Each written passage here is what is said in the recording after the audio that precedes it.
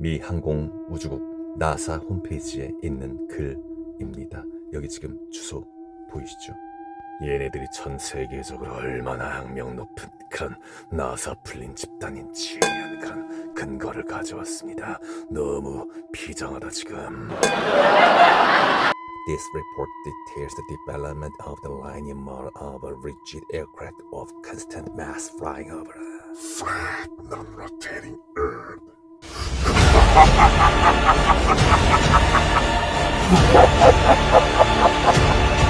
나사가 이 모든 논란에 종지부를 찍어버려.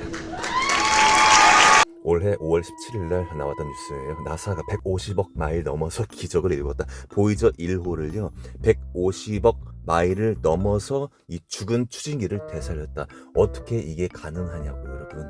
여러분들보다 능력 있고 경제력 있고 정보력 있고 인텔리전스를 겸비하고 있는 그런 사람들이 여러분들이 뭔 말하면 그냥 여러분 믿는 거야. 그냥 개돼지들이야 진짜로. 지금 이 사진에서 태양이 둥근 지구 아래로 지금 꺼지는 장면이라면, 그렇다면은 이거는 지금 차가 지금 뜨는 장면인가요, 여러분? This is a ball.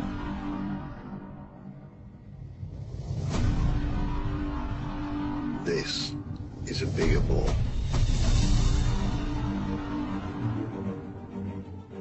The size of a ball makes no difference. The geometric principles remain the same, no matter where you stand on the ball. Your horizon line will always be below eye level. This is a fundamental fact with no exceptions.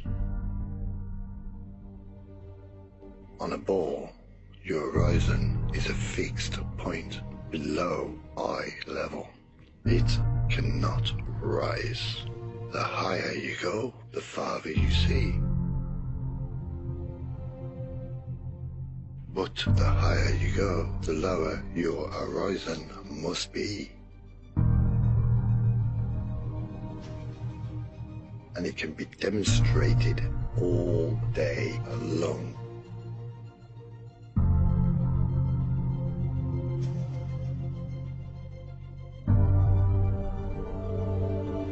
The math used to confirm the globe dimensions also confirms the expected horizon drop for Earth.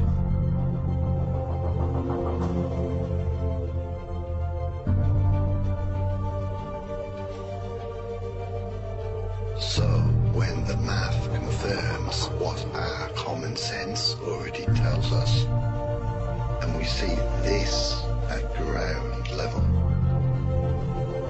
but we see this at 127,000 feet. Stay with me, people. This ain't rocket science. This is a flat, extended surface.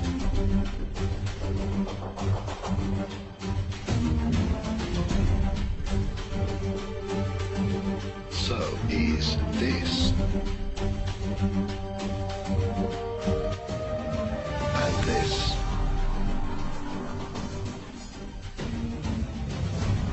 And this. And this.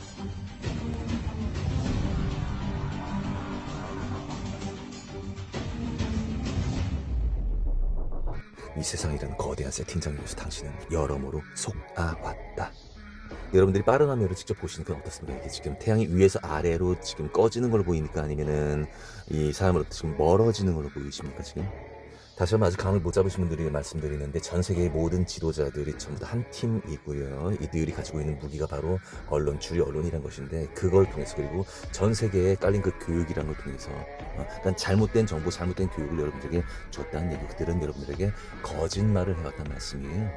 여러분들 텔레비에서 보는 정치인들, 연예인들, 온갖 유명인들 전부 다가 한 편이고요. 아직도 바보들아 모르겠네요 그거를. 그리고 그들이 여러분들에게 바라는 건 뭐야? 이 땅에서 최대한 그들의 시험에 농락 당하다가 지옥에 떨어지는 것, 영원한 불못에 떨어지는 것, 그게 그들의 목표라고. 여러분들 걔네들 속아가지고 각종 백신을 맞게 된 거고요. 여러분들 유전자가 변형될 수 있는 굉장히 영구적인 위험을 초래할 수 있는 그딴 물질을 맞아버렸고, 그럼 여러분들이 그걸 놓은 의사들은 무엇이냐? 바로 보건복지부 산하에 있는 고급 공무원들, 의사들은 바로 그들이란 얘기야. 그냥 위에 시킨 대로 할 뿐이고, 여러분들에게 어떤 물질을 주입했는지조차도 의사들은 모르는 개병신 새끼들이라고. 연기, 페인트칠, 광산책을, 살충제, 방사능, 그리고 역사상 가장 치명적인 바이러스. The Earth is flat. Outer space is fake. Dinosaurs are a hoax. Evolution is a lie. Vaccines are genocide. Gravity doesn't exist. The Earth is motionless. Water doesn't curve. Sea level is horizontal. Earth is measured flat. Government is mind control. Earth-based careerist is a lie. Public education is indoctrination. Heliocentrism is a cult belief. Knowledge is power. 나는 생각한다. 코로나는 접종받지 않았다. 코로나 백신이랑 지구 모양이랑 무슨 상관이 있냐라고 말씀하시는 분들 계실지 모르겠지만은 여러분들이 거대한 수준에서 전반적으로 속고 있다는 말씀드리는 거예요. 전 세계 언론과 의료인들과 공직자들이 한편 먹고서는 전 세계인들을 속였다고. 이게 뭘 의미하는 것 같냐고. 돈으로 점철되어 있는 이 세상, 그러니까 돈 이렇게 따르는 그 사람들을, 그 위에서 돈 먹고 있는 바로 그놈들, 높은 권력을 차지하고 있는 그놈들이 여러분들을 기가 막히게 뒤통수를 때렸다는 말씀드리는 거예요.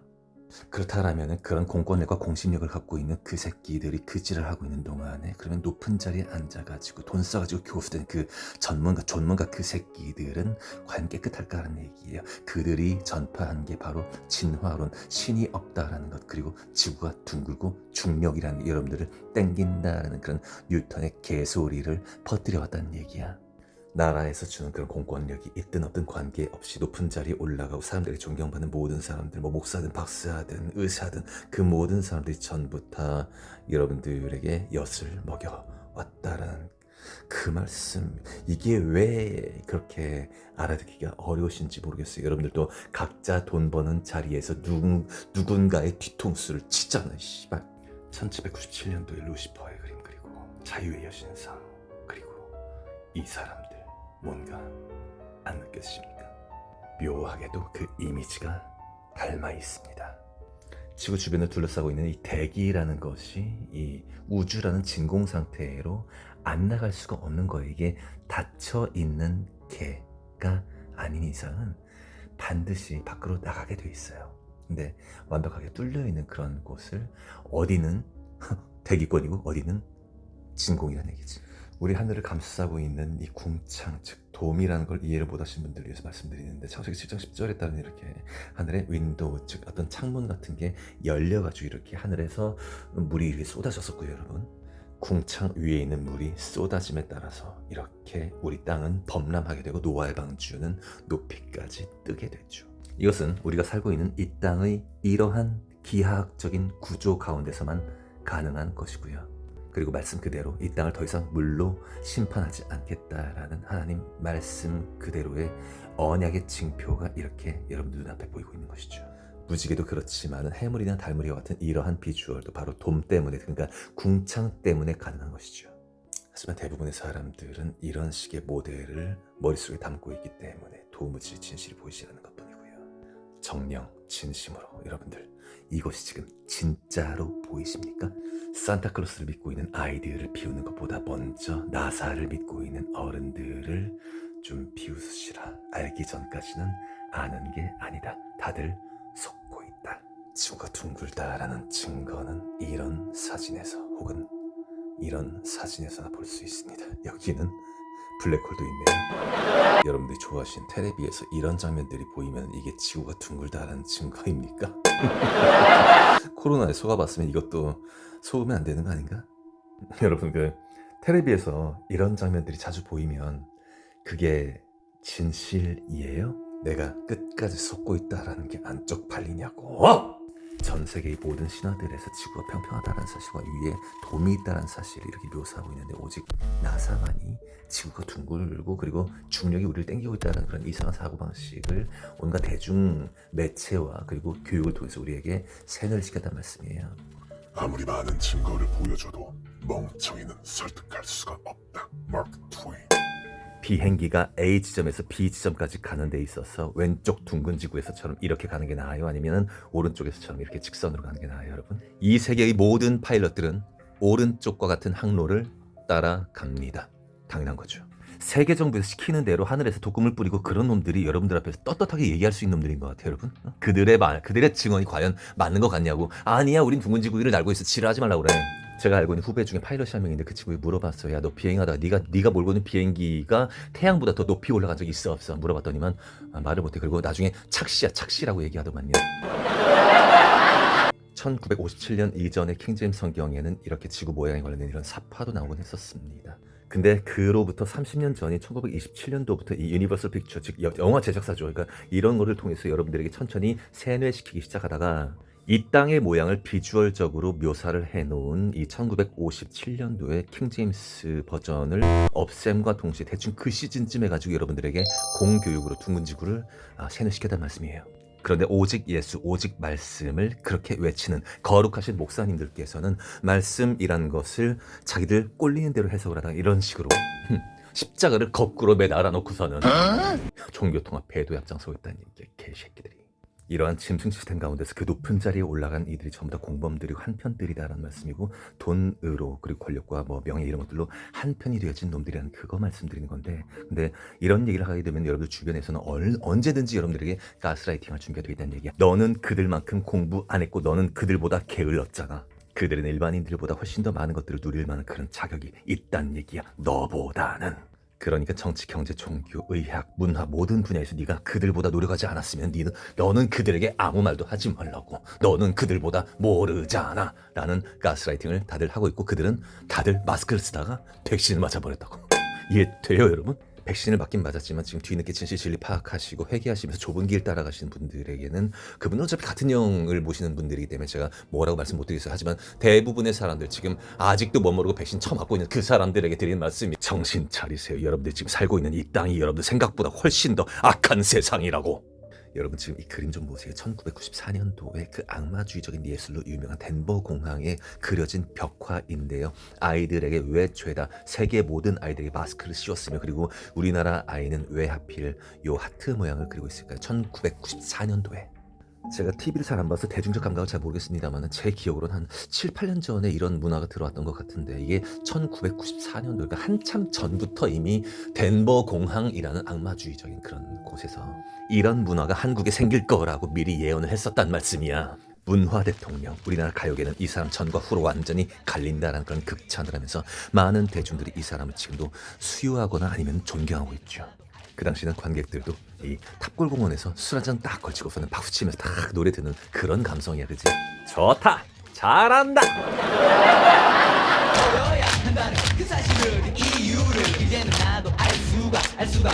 처음 애들이 등장할 때에는 반전의 묘미를 주기 위해서 기성 가수들에 의해서 조금 평가도 되게 족같이 나왔어요, 솔직히. 예. 그리고 그런 반면에 멜로디 라인이 되게 약한 것 같아요. 아무래도 멜로디 랩을 라인. 하다 보니까 는 섬세한 편이고, 동작을 너무 관심을 둬서 그런지는 몰라도 동작 속에 노래가 조금 묻힌 것 같은 그런 아쉬움이 없지 않았습니다. 새롭고 다 좋은데 나쁜 말은 안 하겠습니다. 평은 저희가 하는 게 아니라 시청자 여러분들이 하는 거니까 네. 그분들께 저는 맡기겠습니다. 지금의 대통령도 과거에 윤간이라는 어마어마한 전력 스펙을 바탕으로 세계 정부가 발탁한 것과 마찬가지로 음악하는 사람도 마찬가지인 게 어느 정도 사탄의 어떤 그런 능력을 잘 발휘하고 사람들이 알릴 수 있는 그런 사람들이라면은 어릴 때부터 이미 영웅화 작업을 만들어 놨었고, 그리고 여러분들 입장에서는 이걸 내가 객관적으로 보고 듣고 하다 보니까 이 음악 괜찮네 하면서는 객관적으로 내가 그 빌보드 차트에 뭔가를 표를 준다고 생각하는 것 같은데, 근데 그게 아니라 여러분들이 던지는 대선 때 던지는 그 표와 마찬가지로 그냥 원래 이들은 여러분들이 선택한 사람들이 아니라 원래 정해져 있는 사람들이라는 말씀이에요. 그러니까 얘네들이 뜨고 나서 그 객관적인 모습을 언론이 취재를 해가지고 그런 게 아니라 이미 사전에 이 사람에 대한 영웅화 작업을 아주 어릴 때부터 해왔었다는 얘기를 지금 하고 싶은 거예요. 1972년 2월 21일 이른 새벽 훗날 가요계에 엄청난 돌풍을 몰고 올 한 아이가 태어났다. 정현철. 그렇다. 그가 바로 서태지인 것이다.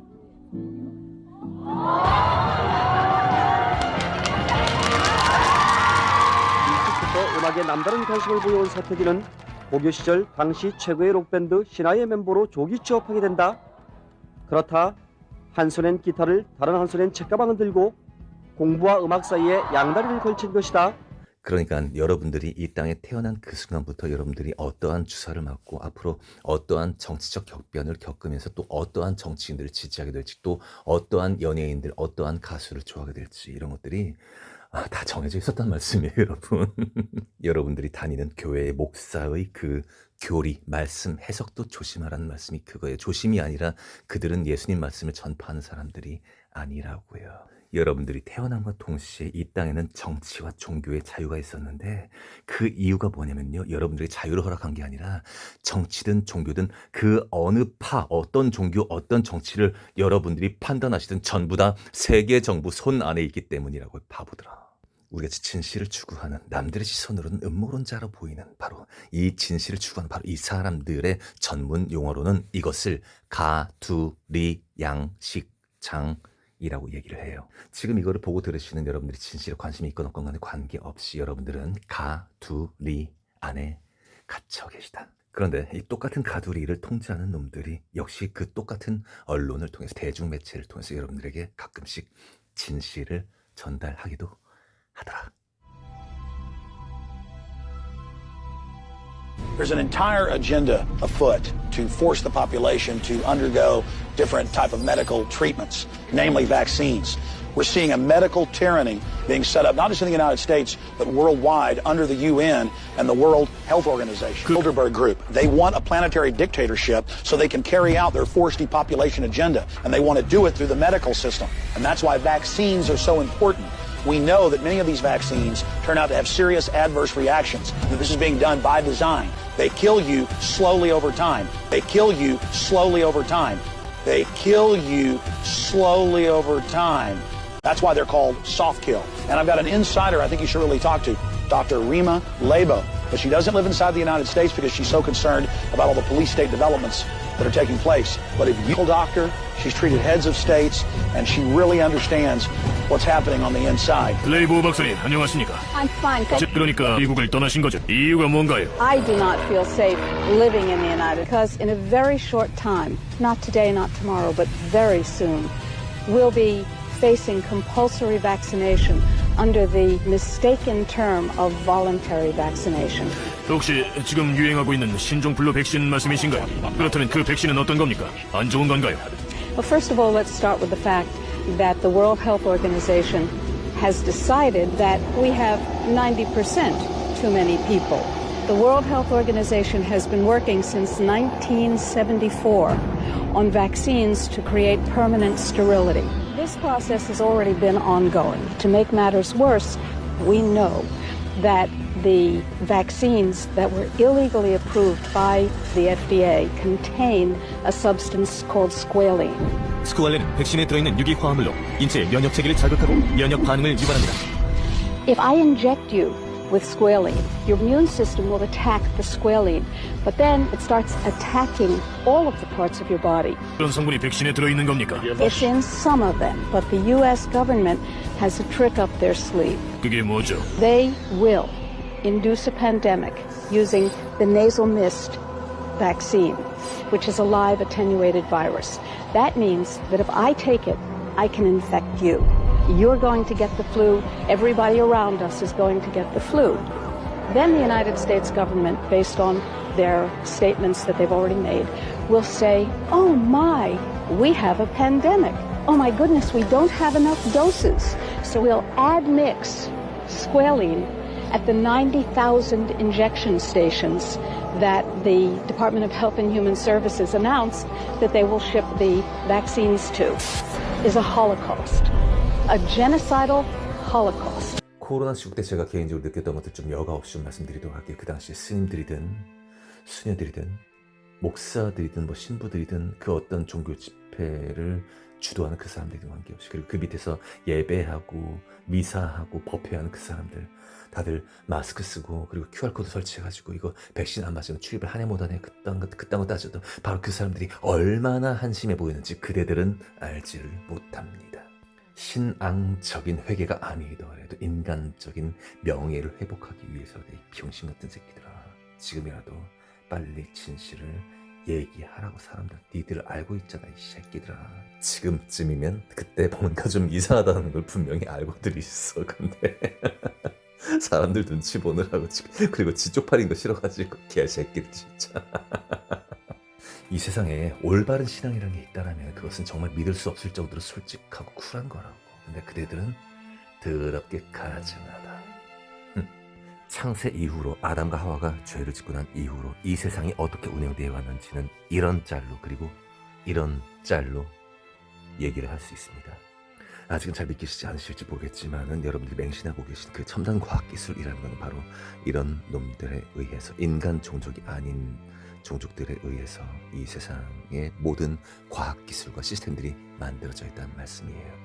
이런 정도의 설명이라면 여러분들이 이 땅에 태어나서 생각하시는 그런 불가사의한 것들, 설명할 수 없는 그 모든 것들이 전부 다 해석과 판독이 가능하다는 말씀 드리는 거예요. 여러분들은 육이 아니라 영적인 존재들이고, 그 여러분들 창조하신 창조주께서 먼저 영적인 존재이셨으며, 그리고 또 다른 영적인 음습한 존재가 존재한다는 말씀이야. 그러니까 여러분들은 하나님과 사탄의 그 중간에 껴있는 영적인 존재인데, 사탄은 하나님의 사랑을 거부하고 스스로가 높아지려고 인간들이 찬양받으려고 하는 그런 존재이고요. 그런데 그 녀석은 창세 이후로 그랬듯이 우리 인간들이 너도 하나님처럼 될 수 있다라는 꼬드김, 너 잘났다라는 그 꼬드김으로 여러분들을 지옥불로 보내려고 하는 그 존재가 바로 사탄이란 말씀이야. 여러분들이 살고 있는 이 땅이 유한한 세상이고 영원한 세상이 존재하는데, 그 어떤 영을 따르냐에 따라서 여러분들의 그 영원이 결정된다는 말씀이에요. 지금 지구가 둥글다라는 걸 보여주기 위해서 이런 것 같아요. 둥글지 않던데. 이 정도의 곡률이라도 있었으면 분명히 둥글게 보였을 텐데 그렇지 않았단 말이지. 현재 시각 2024년 8월 22일 오후 1시 30분경입니다. 오, 태양. 지금 제가 휴대폰 살짝 꺾었어요. 살짝. 이 정도 각도로 살짝 꺾었습니다. 많이 꺾었으면 이렇게 지금 여기 비행기 날개와 태양 두 개를 같이 찍을 수가 없는 상황이에요. 뭔 말씀인지 아시겠죠? 그러니까 일직선상으로 놓고 한번 계산해 보시면 될 것 같고요. 비행기가 착륙을 시도한 지 꽤 시간이 지난 뒤에 촬영한 거기 때문에, 그러니까 제가 좀 더 위에 있었을 때는 쟤랑 높이가 같거나 아니면 그 위에 있었단 말씀이에요.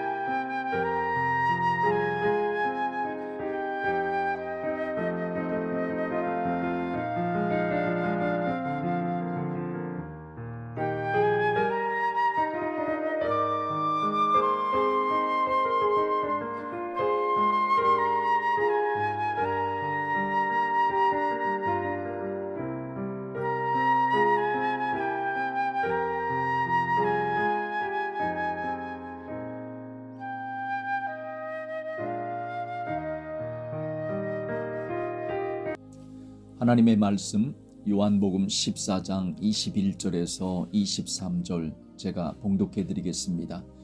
나의 계명을 지키는 자라야 나를 사랑하는 자니 나를 사랑하는 자는 내 아버지께 사랑을 받을 것이요 나도 그를 사랑하여 그에게 나를 나타내리라. 가룟 아닌 유다가 이르되 주여 어찌하여 자기를 우리에게는 나타내시고 세상에는 아니하려 하시나이까. 예수님께서 대답하여 이르시되 사람이 나를 사랑하면 내 말을 지키리니 내 아버지께서 그를 사랑하실 것이요 우리가 그에게 가서 거처를 그와 함께 하리라. 아멘. 우리 모두는 하나님 아버지를 섬기는 사람들입니다. 예수님을 나의 구세주로 믿고 나아가고 있습니다. 그런데 이 믿음의 길을 걸어가는 우리 모두는 반드시 하나님 아버지의 사랑을 받아야 합니다. 내가 하나님의 사랑을 받는다고 생각하며 믿음 생활을 했는데 착각하고 믿음 생활을 해서 사랑을 받기는커녕 오히려 하나님의 진노를 받는다면 참으로 불행할 것입니다. 사사기 2장 10절에서 14절에 보면 가나안 땅에 들어갔던 이스라엘 백성들의 모습이 나옵니다. 그 세대의 사람도 다 그 조상들에게 돌아갔고 그 후에 일어난 다른 세대는 여호와를 알지 못하며 여호와께서 이스라엘을 위하여 행하신 일도 알지 못하였더라.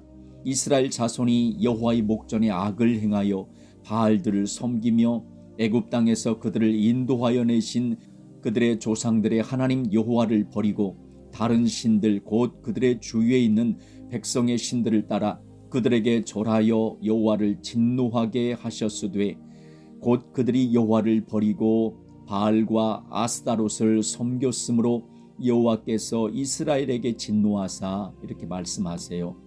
지금 가나안 땅에 들어가서 땅을 분배받았던 이스라엘 백성들의 모습을 보십시오. 그들은 하나님과 언약을 맺은 백성들이었습니다. 하나님을 잘 섬겨야 하는 백성들이 된 것입니다. 그런데 하나님을 섬겨야 하는 백성들이, 그래서 하나님께 사랑을 받으며 걸어가야 하는 백성들이 오히려 하나님께로부터 진노를 받습니다.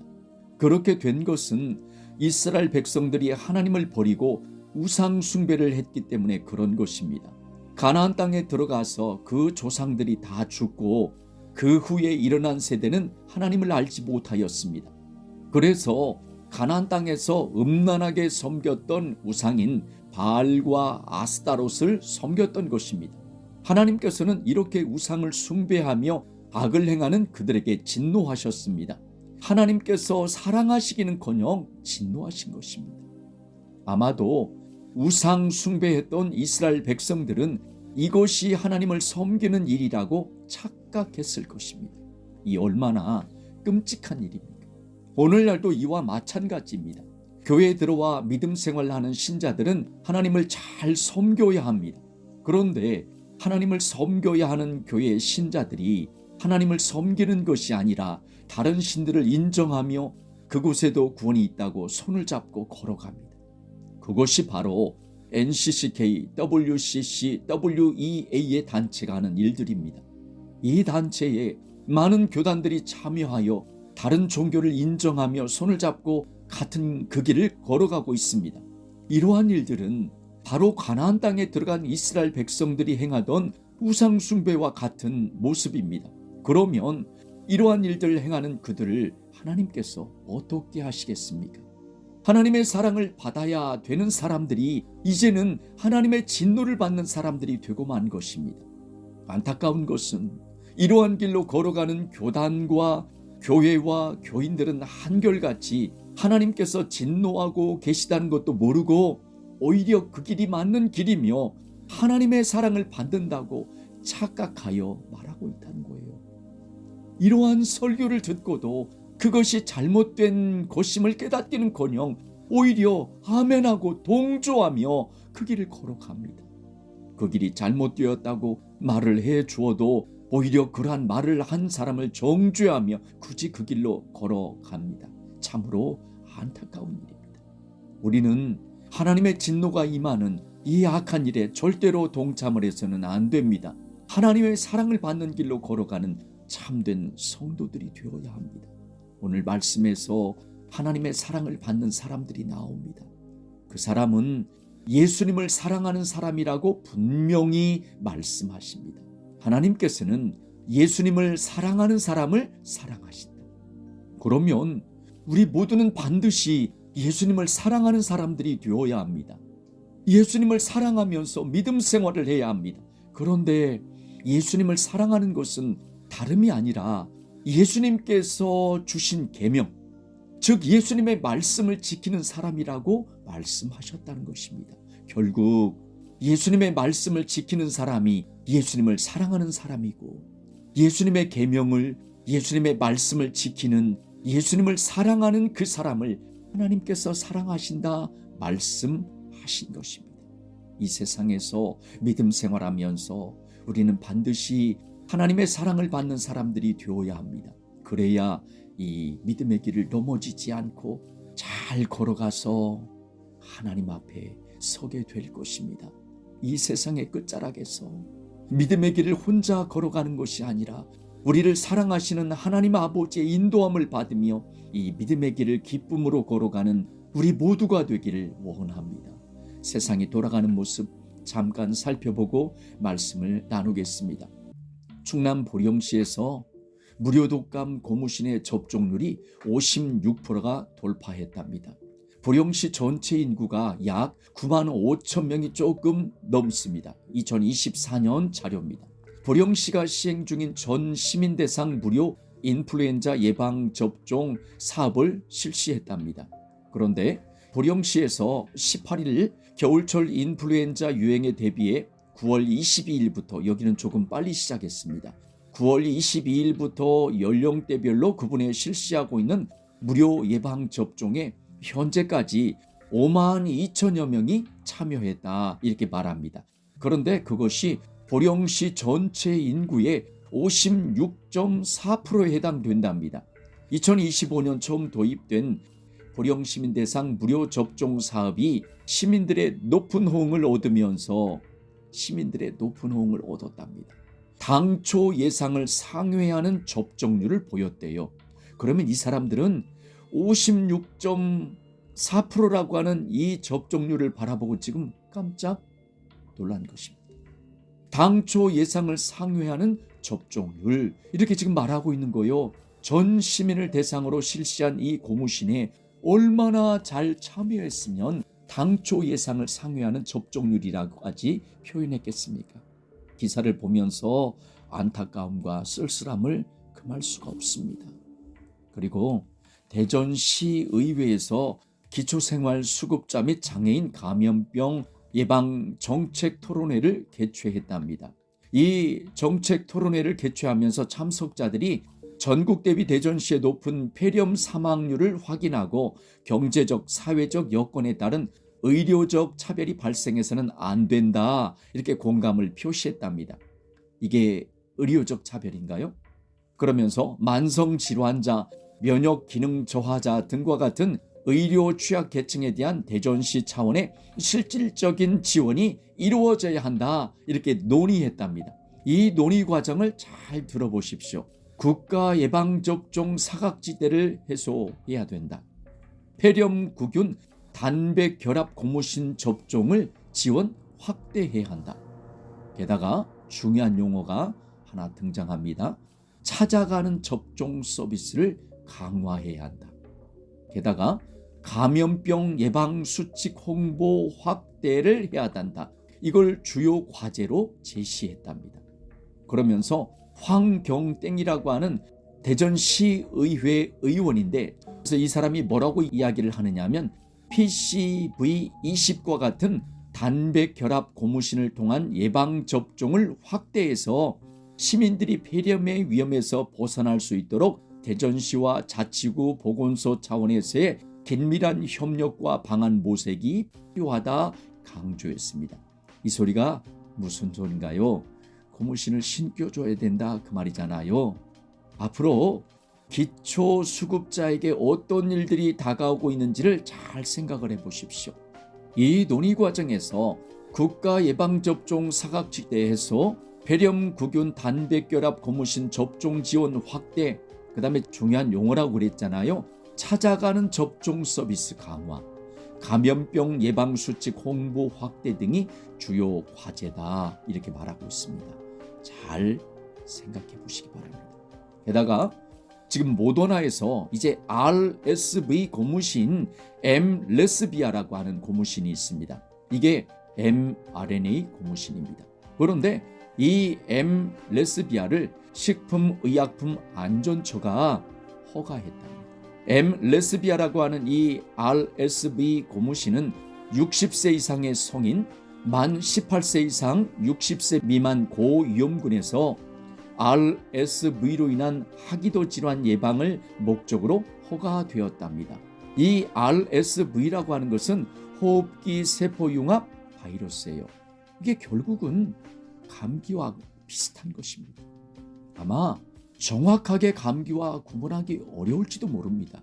그런데 RSV 고무신인, 그것도 mRNA 고무신인 엠레스비아, 모더나의 엠레스비아라고 하는 고무신을 식품의약품안전처에서 허가를 했답니다.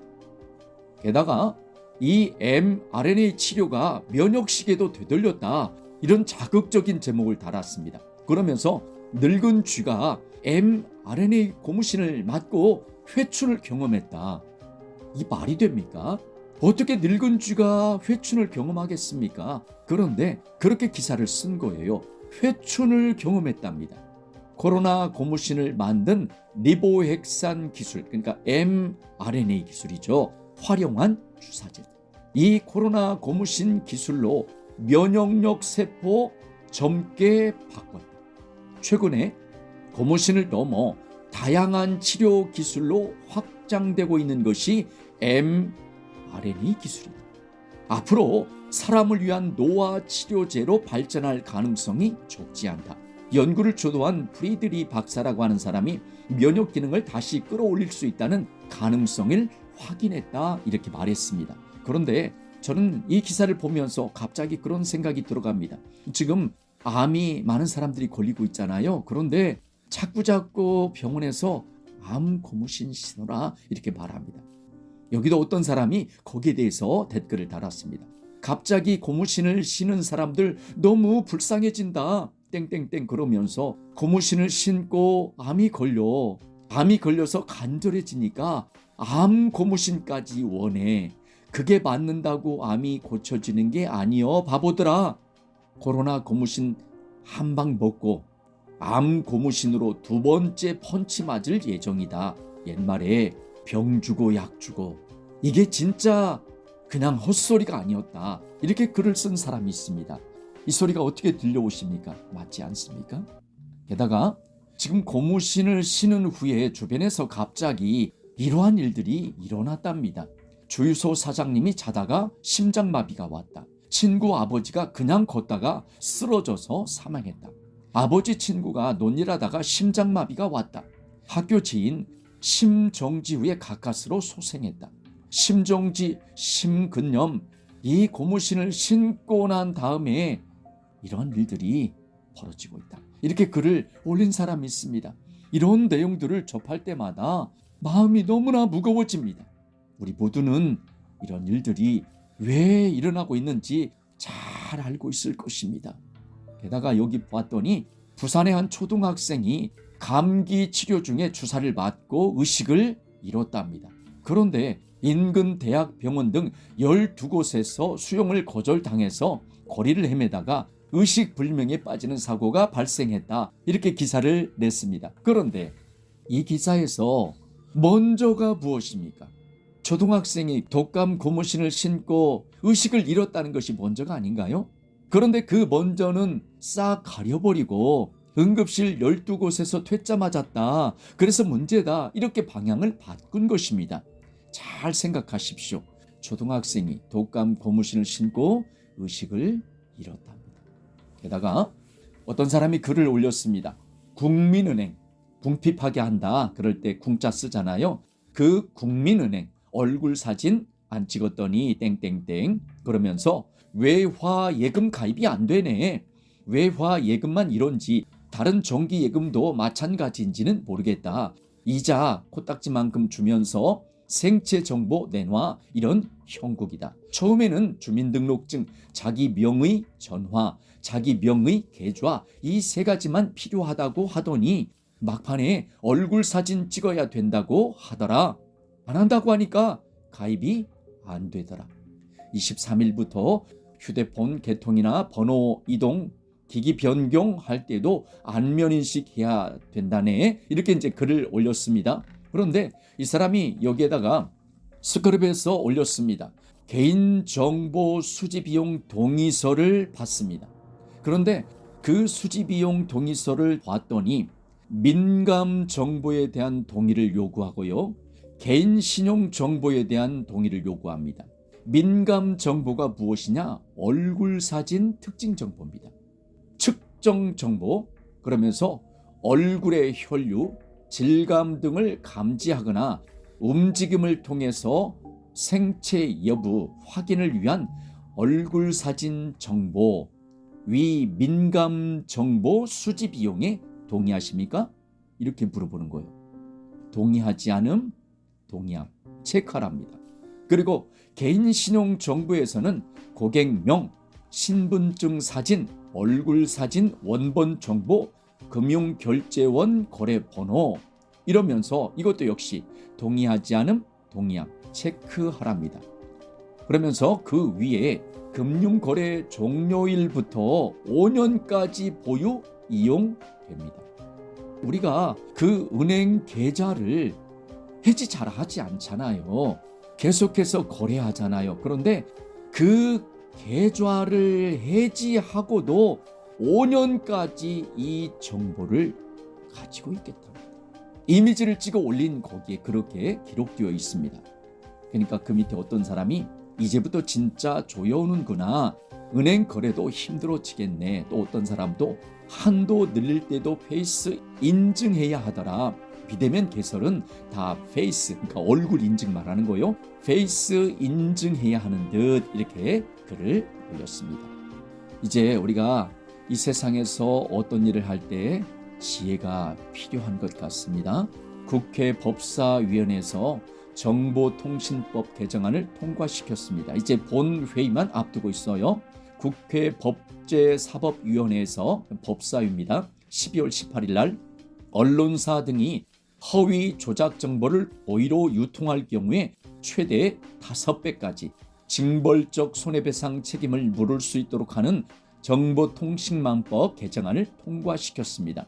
개정안은 타인을 해할 의도로 정보통신망을 통해서 손해를 가한 경우에 손해액의 최대 5배까지 배상하도록 하는 내용이 골자다. 법원 판결에서 불법, 허위 조작으로 판결된 정보를 반복 유통한 경우에 방송미디어통신위원회가 최대 10억 원의 범위 안에서 과징금을 부과할 수 있도록 하는 내용도 담았다.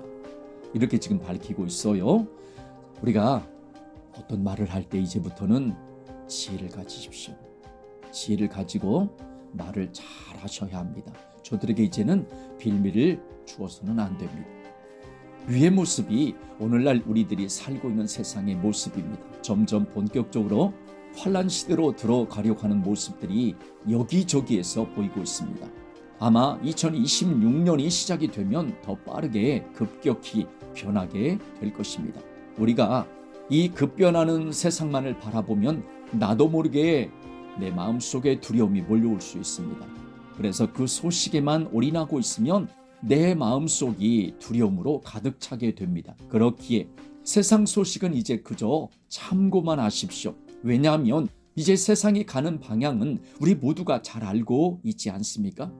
우리에게 평안을 주시는 예수님께만 눈을 고정하십시오.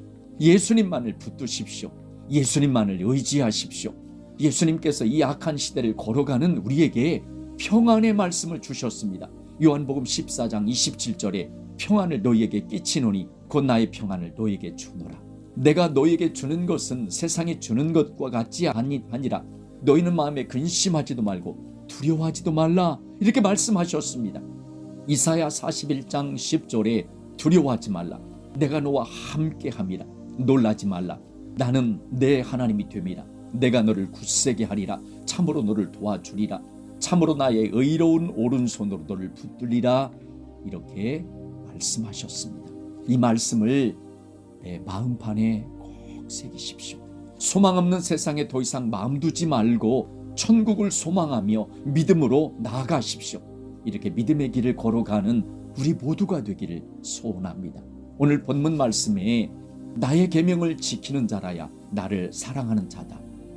그 다음에 23절 말씀에 예수님께서 대답하여 이르시되 사람이 나를 사랑하면 내 말을 지키리니 내 아버지께서 그를 사랑하실 것이요. 이렇게 말씀하십니다. 예수님을 사랑하는 사람은 예수님의 계명을 지키는 사람입니다. 예수님을 사랑하는 사람은 예수님의 말씀을 지키는 사람입니다.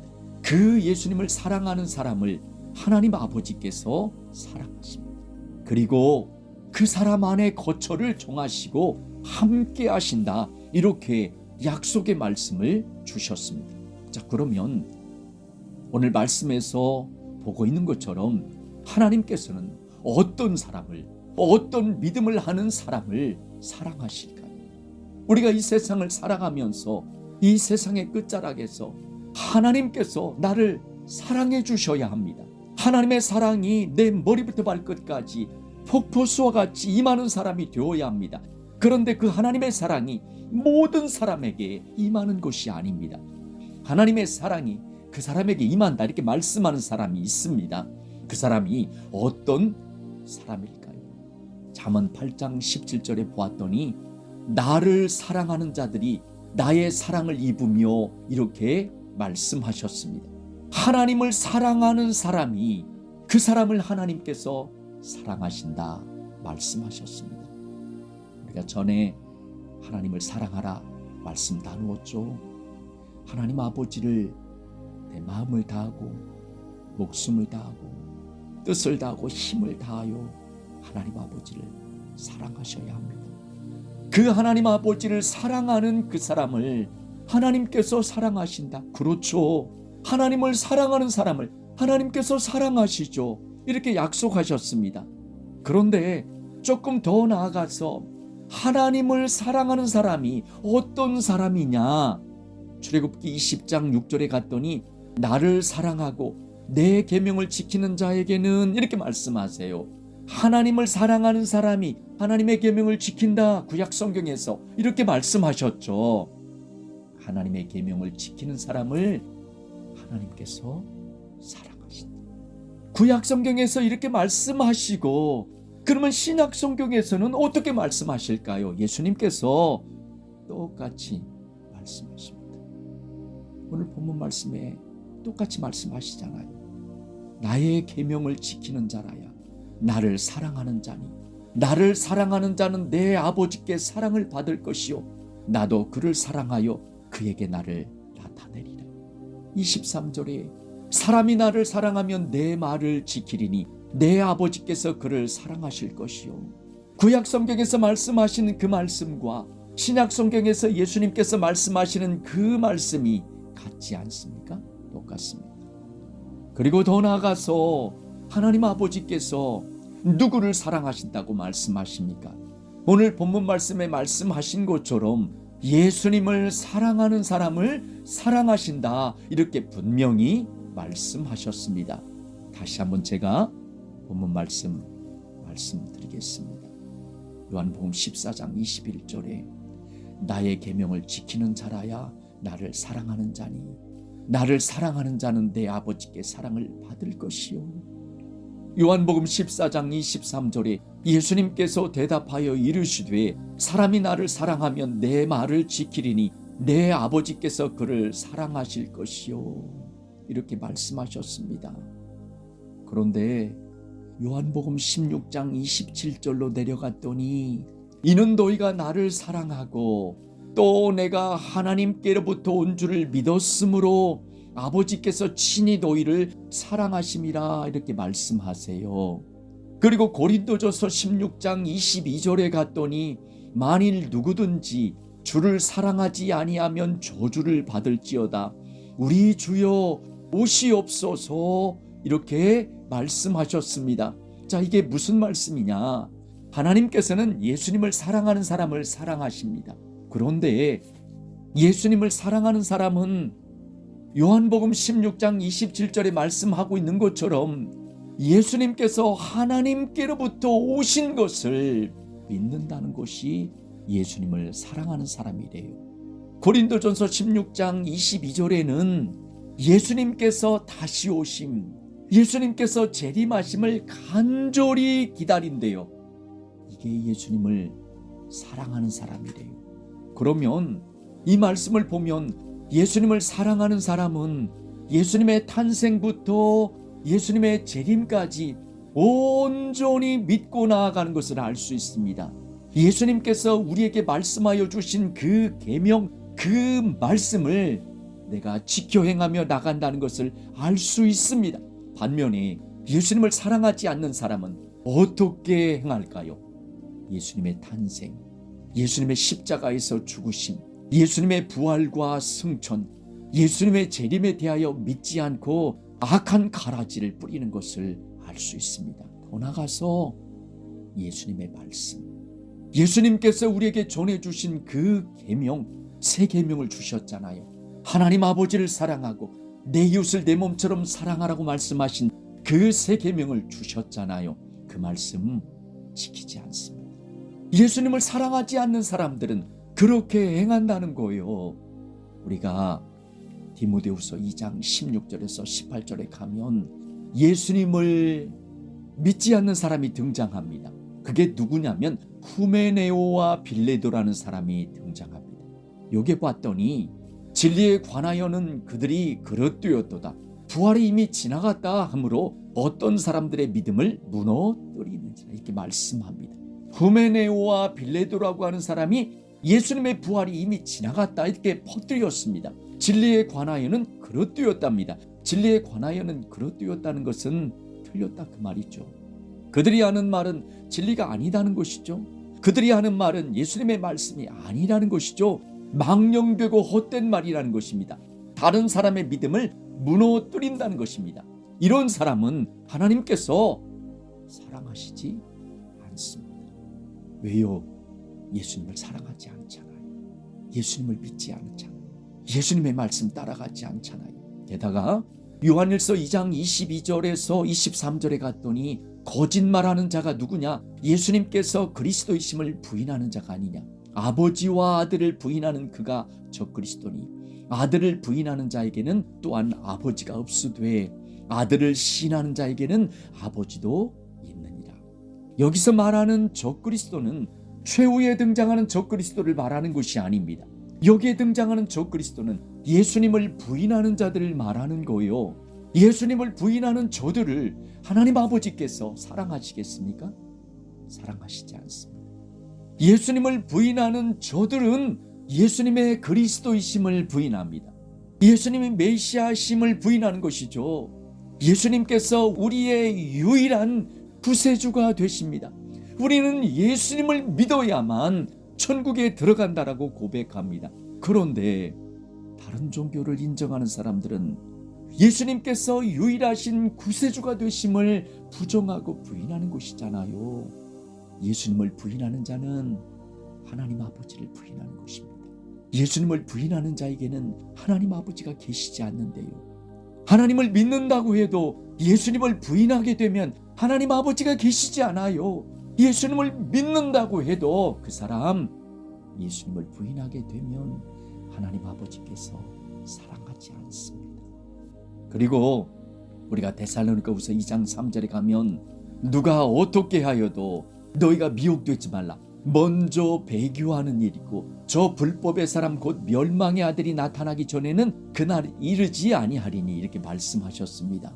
그런데 데살로니가후서 2장 9절에서 12절 말씀을 그 안에 보면 뭐라고 말씀하고 있느냐 하면 이는 그들이 진리의 사랑을 받지 아니하여 구원함을 받지 못함이라. 이러므로 하나님이 미혹의 역사를 그들에게 보내사 거짓 것을 믿게 하시면 진리를 믿지 않고 불의를 좋아하는 모든 자들로 하여금 심판을 받게 하려 하심이라. 이렇게 말씀하셨어요. 여기에 보면 진리를 믿지 않고 불의를 좋아하는 자들이 등장합니다. 마지막 때에 배교하는 자들이 있죠. 이들은 진리이신 예수님을 따라가지 않습니다. 진리이신 예수님을 믿지 않아요. 그러면 이런 사람들 하나님 아버지께서 사랑하시겠습니까? 사랑하시지 않습니다. 이들은 미혹의 역사가 올 때 거짓 것을 믿고서 배교를 하는 사람들이죠. 이들에게는 구원함을 받지 못합니다. 그래서 심판을 받는데요. 여기에 보았더니 진리를 믿지 않고 불의를 좋아하는 자들이래요. 그러면 오늘날 교회 생활한다라고 하는 사람들 가운데 이런 사람들이 얼마나 많이 있습니까? 예수님을 믿는다고 하면서 걸어가는데 진리이신 예수님을 믿지 않아요. 진리를 믿지 않고 불의를 좋아합니다. 교회는 다니는데 하나님 앞에 나아가 온전한 예배를 드리지 않아요. 예수님을 믿는 것 같은데 그 심령으로 그들의 행동으로는 전혀 예수님을 믿지 않는 것을 보이는 거예요. 예수님을 사랑하는 것 같은데 그들의 말과 행동으로 예수님을 전혀 사랑하지 않는 것을 나타냅니다. 하나님의 말씀, 예수님의 말씀은 말하는데 그 말씀은 지켜 행하지 않아요. 그러면 여기서 말씀하고 있는 진리가 무엇입니까? 하나님 아버지가 진리이시죠. 예수님이 진리이시죠. 성령님이 진리이시죠. 하나님 아버지께서 우리에게 주신 말씀, 예수님께서 전하여 주신 말씀, 성령님께서 깨닫게 해주시는 말씀이 진리이시죠. 그런데 그 진리를 믿지 않는데요. 그리고 불의를 좋아한대요. 불의가 무엇입니까? 죄 아닙니까? 예수님을 내가 믿는 것 같은 형식은 갖췄는데 진리를 따라가지 않고 진리를 믿지 않고 불의를 좋아하는 모든 자들 하나님 아버지께서 사랑하시지 않습니다. 하나님께서는 이러한 사람들을 그냥 버려두신대요. 거짓 것을 믿도록 그냥 놔두신대요. 이 얼마나 두려운 말씀입니까? 내가 지금 예수님을 믿는다고 걸어갔는데 거짓 것을 믿었다는 거예요. 잘못된 것을 믿고 있어도 그것이 잘못된 것인 것을 전혀 알지 못한다는 거예요. 이 사람들이 누구입니까? 제가 서두에 말씀을 드렸던 사사기 시대에 이스라엘 백성들의 모습이 아닌가요? 오늘날 WCC, WEA, NCCK를 따라가는 사람들의 모습이 아닌가요? 죄를 지으면서 그것이 죄인 줄도 모르고 살아가는 교인들의 모습이 아닌가요? 하나님 아버지께서 우리에게 이 두려운 말씀을 주셨습니다. 우리는 하나님 아버지께서 사랑하는 사람들이 되어야 합니다. 그러면 하나님 아버지께서 사랑하는 사람들이 누구일까요? 어떤 사람들이 하나님 아버지께서 사랑하는 사람들이 될까요? 그 사람들은 하나님의 자녀들이 하나님께서 사랑하십니다. 하나님의 자녀들을 하나님께서 사랑하십니다.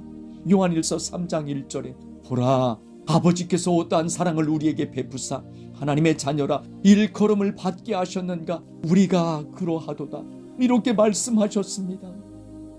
하나님의 자녀에게 큰 사랑을 베풀어 주신답니다. 그러면 누가 하나님의 자녀입니까? 어떤 사람이 하나님의 자녀입니까? 내가 하나님 앞에 나아가서 하나님 아버지 그렇게 고백한다고 그 사람이 하나님의 자녀일까요? 그렇지 않습니다. 하나님의 자녀는 로마서 8장 14절에 무릇 하나님의 영으로 인도함을 받는 사람은 곧 하나님의 아들이라 이렇게 말씀하셨습니다. 이 세상의 끝자락에서 믿음 생활할 때 우리는 반드시 성령님의 인도함을 받으셔야 합니다. 내가 성령님의 인도함을 받으셔야 합니다. 그래야 내가 하나님의 아들이 되는 것이죠. 그러면 성령님의 인도함을 어떻게 받을까요? 내가 날마다 성령님께 요청을 드리셔야 합니다. 성령님 내 안에 들어오시옵소서. 성령님 내 안에 들어오셔서 좌정하시고 나를 인도하여 주시옵소서. 내 안에 성령님이 들어오심을 내가 환영합니다. 성령님을 모셔드립니다. 내 안에 들어오시옵소서. 나를 인도해 주시옵소서. 말씀 안으로 인도해 주시옵소서. 그러면서 내가 기도 생활을 소리 해서는 안 됩니다. 더 기도 생활하면서 나아가야 내 안에 성령님으로 충만해지는 것입니다. 그렇게 성령님으로 인도함을 받는 사람이 하나님의 아들이라 이렇게 분명히 말씀하셨습니다. 게다가 갈라디아서 3장 26절에 너희가 다 믿음으로 말미암아 그리스도 예수님 안에서 하나님의 아들이 되었으니 이렇게 말씀하세요. 우리가 믿음으로 걸어갈 때 하나님의 아들이 되는 것입니다. 그런 사람을 하나님께서 사랑하시는 것이죠. 그런데 그 믿음이 내가 마음으로 믿고 입으로 시인하는 믿음이 하나가 있고 내가 행함으로 보이는 믿음이 있다고 그랬습니다. 이 두 가지의 믿음은 두 가지처럼 보이지만 사실은 하나라고 그랬습니다. 뗄래야 뗄 수 없습니다.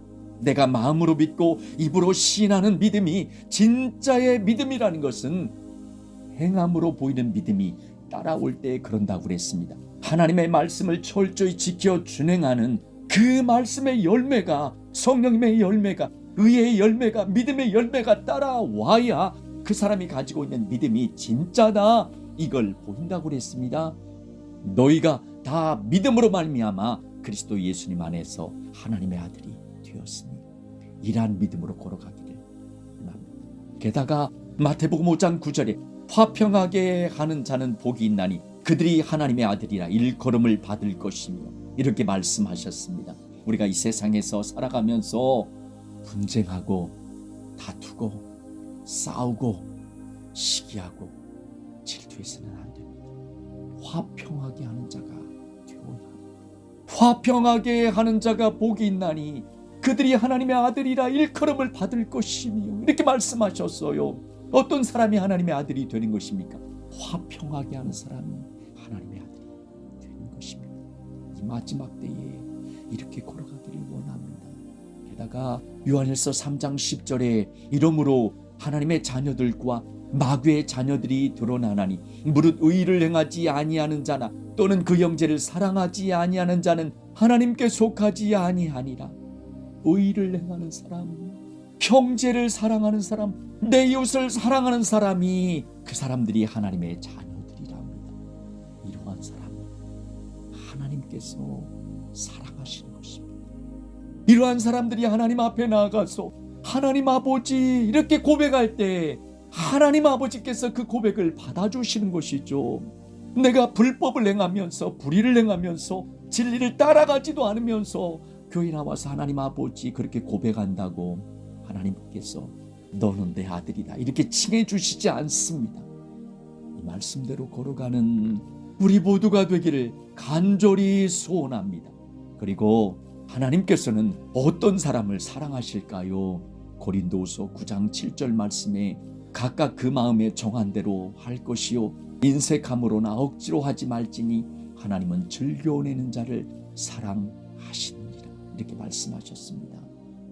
제가 드리는 이 말씀은 조금 예민한 말씀입니다. 그렇지만 제가 하나님의 말씀에 기초하여 말씀을 드리겠습니다. 교회를 다니는 사람과 교회를 다니지 않는 사람들이 오늘 말씀을 듣는 분들 가운데 존재하죠. 교회를 출석하면서 믿음 생활하는 사람들 말씀대로 감사하며 기쁨으로 헌금을 드리면 됩니다. 교회를 출석하지 않는 사람들 같은 경우에는 제가 예를 들겠습니다. 교회들에서 헌금을 강요한다고 생각하여 상처를 받은 사람들이 많이 있습니다. 그러다 보니까 헌금이라는 말만 나와도 이 마음속에 거부감이 먼저 들어옵니다. 게다가 여러 유튜브나 어떤 사이트를 보면 헌금을 하지 않아도 된다. 특별히 11조에 대한 말을 하는 사람들이 많이 있습니다. 그래서 그 내용을 접한 사람들은 헌금을 하지 않아도 된다. 그렇게 생각하며 말합니다. 그러나 우리가 교회를 다니면서 또 교회를 출석하지 않았다 할지라도 헌금에 대하여 상처를 받았다고 해서 우리가 하나님께 드리는 헌금의 말씀이 사라지는 것이 아닙니다. 내가 혼자 서 있다 하더라도 우리는 하나님의 말씀대로 반드시 걸어가야 합니다. 예수님의 말씀대로 내가 걸어가야 예수님께서 분명히 말씀하셨잖아요. 하나님께서 사랑하신다 말씀하셨습니다. 그러면 우리는 예수님이 주신 말씀대로 걸어가야 합니다. 예수님께서 이 헌금에 대하여 우리에게 뭐라고 말씀하십니까? 구약 성경에서는 말라기 3장 8절 우리가 잘 아는 말씀하십니다. 사람이 어찌 하나님의 것을 도둑질하겠느냐? 그러나 너희는 나의 것을 도둑질하고도 말하기를 우리가 어떻게 주의 것을 도둑질하였나이까 하는도다. 이는 곧 11조와 봉헌물이라. 이렇게 말씀하십니다. 11조와 봉헌물. 그러니까 이 봉헌물이라는 것은 규례에서 말씀하고 있는 봉헌물을 말씀하고 있는 것입니다. 그거에 대해서는 제가 자세하게 시간이 없기 때문에 말씀을 드리지는 않겠습니다. 그런데 이 말씀을 불편하게 생각하는 사람들이 많이 있습니다. 그러면 이 말라기에서 말씀하고 있는 11조와 봉헌물이 끝났습니까? 신약시대, 특별히 교회시대에서는 이것을 하지 않아도 될까요? 어떤 사람은 사도행전 이후부터는 11조에 대한 말씀이 없으므로 하지 않아도 된다, 이렇게 말하는 사람이 있습니다. 특별히 에베소서 2장 15절 말씀에 법조문으로 된 계명의 율법을 폐하였으니 이는 이 둘로 자기 안에서 한 새 사람을 지어 화평하게 하시고, 이 말씀을 들어서 율법이 폐해졌다. 그러니까 율법에서 말하고 있는 11조는 폐해졌다, 이렇게 주장하는 사람들 점점 많아지고 있습니다. 과연 그러합니까? 예수님께서 이 땅에 초림하셔서 오셔서 11조가 폐해졌다 이렇게 말씀하셨습니까? 이 성경 말씀에서 율법이 폐해졌다고 말씀하시는 이 장면에서 예수님께서 율법을 폐하셨다고 말씀하실까요? 아니죠. 마태복음 5장 17절에 내가 율법이나 선지자를 폐하러 온 줄로 생각하지 말라. 폐하러 온 것이 아니라 완전하게 하려 함이라 말씀하셨어요. 예수님은 그 율법에서 말씀하고 있는 것을 이 심령까지, 마음속까지 하나님께 온전히 드려야 되고 말씀을 지켜야 됨을 말씀하셨어요. 그래서 율법을 완전하게 하려고 하셨다 말씀하셨습니다. 교회 시대는 예수님의 제자들과 사도 바울로부터 시작되었습니다. 그러면 예수님의 제자들 사도 바울은 성도들에게 무엇을 가르쳤습니까? 예수님께서 말씀하여 주신 것을 가르쳤습니다. 그 말씀을 지켜 행하도록 가르쳤습니다. 그게 예수님의 명령입니다. 마태복음 28장 18절에서 20절, 많은 사람들이 암송하고 있는 말씀입니다. 내가 너희에게 분부한 모든 것을 가르쳐 지키게 하라, 이렇게 예수님께서 말씀하셨습니다. 이거 예수님의 명령입니다. 예수님의 제자들과 사도 바울은 예수님께서 분부한 모든 것을 가르쳐 지키게 하였습니다. 성령님께서도 이 길로 인도해 주셨습니다. 예수님께서 이 헌금에 대하여, 특별히 11조에 대하여 무엇라고 가르쳐 주셨습니까? 마태복음 23장 23절에 화 있을진저 외식하는 서기관들과 바리새인들이여, 너희가 박하와 회양과 근체 11조는 들이되 율법에 더 중한 바 정의와 긍휼과 믿음은 버렸도다. 그러나 이것도 행하고 저것도 버리지 말아야 할지니라, 이렇게 말씀하셨습니다. 이 말씀이 외식하는 서기관들과 바리새인 그 사람들에게만 해당되는 말씀인가요? 그 당시 그 사람들에게만 말씀하신 것인가요? 아니죠. 예수님께서 바리새인들에게 하신 이 말씀은 오늘날 믿음 생활하고 있는 우리에게도 주신 말씀이시죠. 11조를 해라. 그런데 그 안에 공의와 긍휼과 믿음을 담아라, 이렇게 말씀하셨습니다.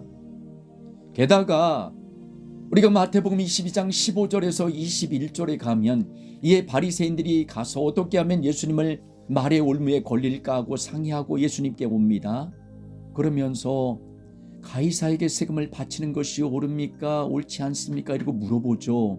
그러니까 예수님께서 이에 이르시되 그런즉 가이사의 것은 가이사에게, 하나님의 것은 하나님께 바치라, 이렇게 말씀하십니다. 자, 이 말씀도 바리새인들이 예수님을 시험한 것에 대한 단순한 답변일까요? 그렇지 않습니다. 하나님의 것은 하나님께 마땅히 드려야 됨을 말씀하고 있는 거예요. 오늘날 믿음 생활하고 있는 우리들에게 말씀하고 있는 것이죠. 그러면 예수님께서 여기에서 말씀하신 하나님의 것이 무엇입니까?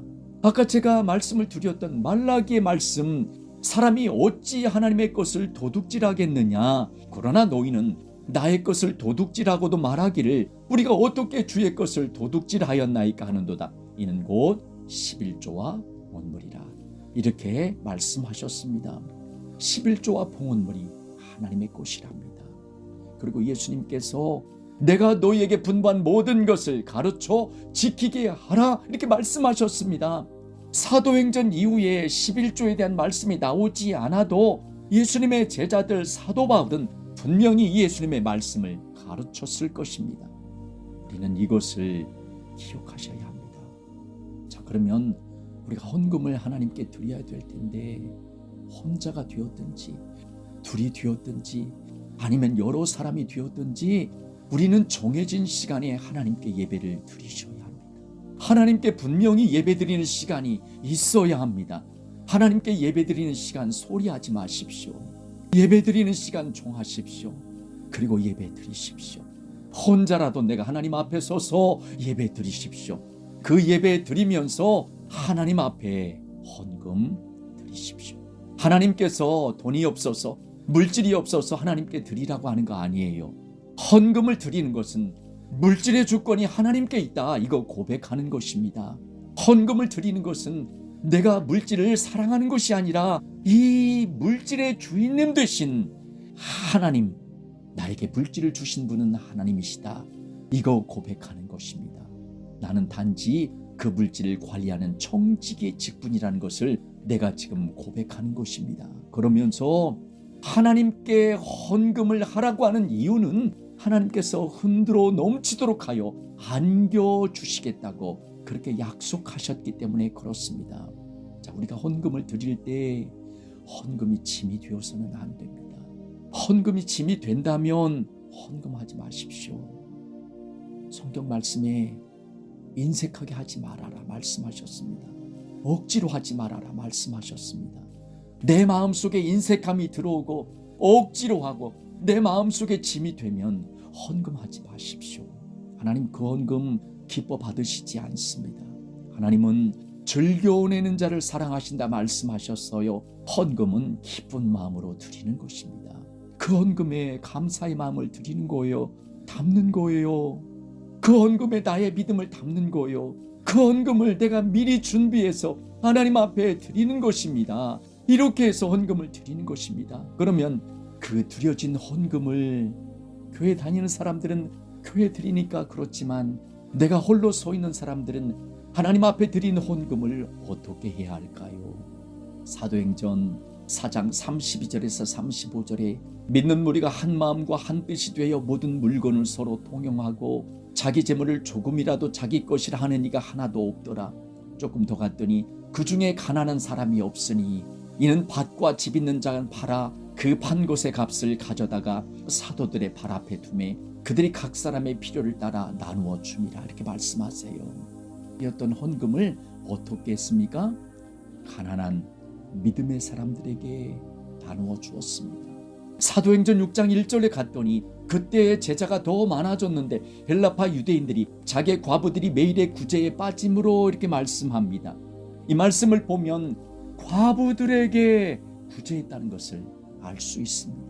로마서 15장 26절에 이는 마게도냐와 아가야 사람들이 예루살렘 성도 중 가난한 자들을 위하여 기쁘게 얼마를 연보하였습니다. 이렇게 말씀합니다. 다른 교회의 성도 중에 가난한 사람들을 위하여 헌금하였습니다. 고린도서 8장 5절에 봤더니 우리가 바라던 것뿐 아니라 그들이 먼저 자신을 주께 드리고 또 하나님의 뜻을 따라 우리에게 주었도다. 지금 사도 바울이 말하는 것입니다. 사도 바울이 자비량만 한 게 아니에요. 자비량만 이야기하는 사람들이 많지만 그렇지 않습니다. 여기에 보니까 마게도냐 교회들이 헌금을 해가지고 사도 바울에게 주었다 이렇게 말씀하고 있습니다. 갈라디아 6장 10절에 그러므로 우리는 기회가 있는 대로 모든 이에게 착한 일을 하되 더욱 믿음의 가정들에게 할지니라 이렇게 말씀하셨습니다. 제가 이 헌금에 대하여 정리하겠습니다.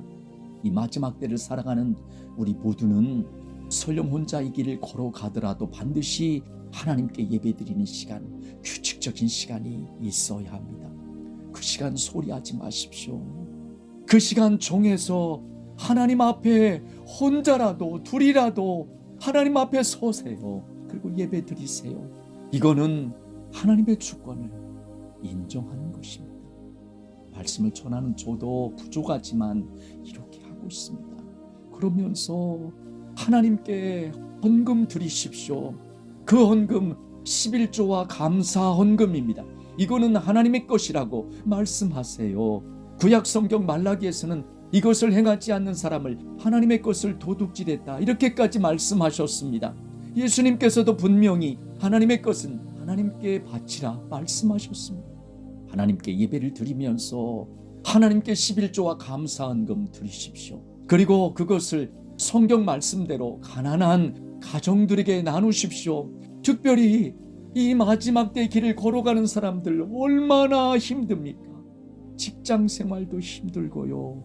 여러 가지 경제 활동하는데도 많은 어려움 겪고 있습니다. 직장에서도 잘린 사람도 있고요. 관둔 사람들이 있고요. 이 마지막 때 믿음을 지킨다고 그렇게 걸어가는 사람들이 많이 있습니다. 그런 사람들 외면하지 마시고 도와주십시오. 그리고 이 마지막 때를 전하는 선교사, 목회자, 주변에서 인터넷이나 유튜브를 통하여 이 마지막 때 사역하는 사람들에게 나누십시오. 이 마지막 때를 걸어가는 고아와 과부 외면하지 말고 나누어 주십시오. 이렇게 하는 사람들을 하나님께서 사랑하신다고 말씀하셨습니다. 오늘 이 말씀을 듣고서 판단은 본인의 몫입니다.